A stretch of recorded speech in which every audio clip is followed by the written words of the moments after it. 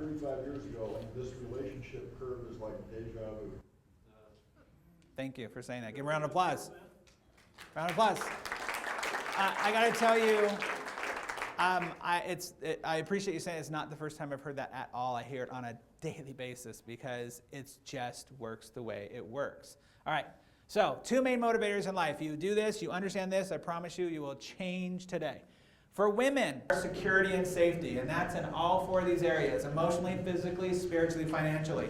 If a woman feels insecure, if you make her feel insecure, this is one of the reasons why the gentleman who was right before me talked about the working outside of the home rates. Well, if you look at statistically, the working outside of the home rates for women, it goes right in line with divorce rates.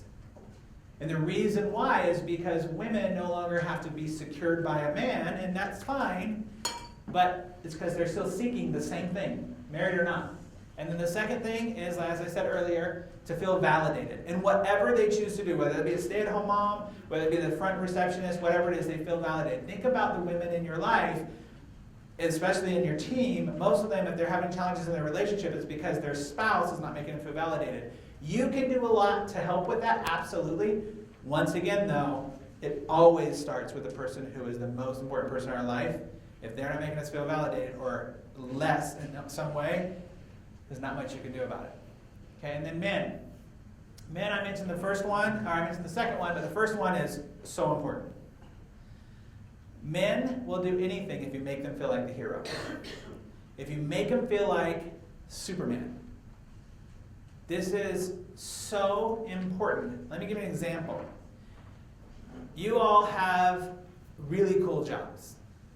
You've picked professions that are, every day you get people going, oh, you changed my life, I have a smile, you make people pretty. But I don't care if you're doing what you're doing or if you're a coal miner. Any man who is told as they're walking out their door to work, honey, you rock. You're the best coal miner in the world. Nobody digs coal like you. I'm so proud of you, the way that you provide for us and dig coal for us. And when I come home and she says, I'm so glad, I know you're filthy and you're dirty and stuff, but I will gladly help you take all that stuff off and wash it for you every day because you're a rock star at being a coal miner. That man will get more promotions. That man will do better at his job than anybody else if that's what's happening every day. There's a reason why Superman continually goes to Lois to be validated from Lois, because she's the only person who he cares about. And the second one is to be sexually satisfied, like I talked about. It's fascinating, and I know it sounds, for a lot of women, it does. It sounds like, oh, come on, it's just sex. And for guys, look, there is a chemical thing going on in the brain. We have a thing, SRS, sperm retention syndrome. It happens, sorry. You guys, if you're not having sex, you're not actually using the chemicals in your brain to move it. Sex is a creative outlet. It brings those human chemicals in the brain that help you feel better, feel relaxed, all that stuff. And so it's there. So this is one of the big challenges we have. I'm going to just put it out there. Scott and Jess, how many times a week do Shannon and I recommend having sex? 3 to 5 times a week.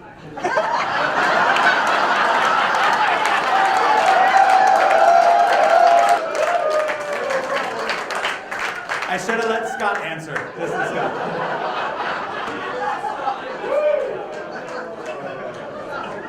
3 to 5 times a week is what we recommend.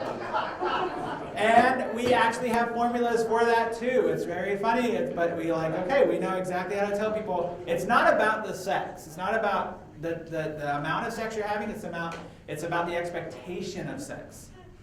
Expectation or falling short of it is one of the biggest challenges in a relationship, especially for men. Because they have an expectation based upon 1,000 different things that we can go into later. But that expectation of it falls short because you don't know how to communicate what it is you want, and on the other end, what you're willing to give, then expectation is not met. And expectation is a killer. Because we bring ourselves up to this idea of what it should be like, and then reality sets in and we're never quite there. And it's frustrating. And for some men, it started from their first sexual experience. It set the bar that they will never reach again.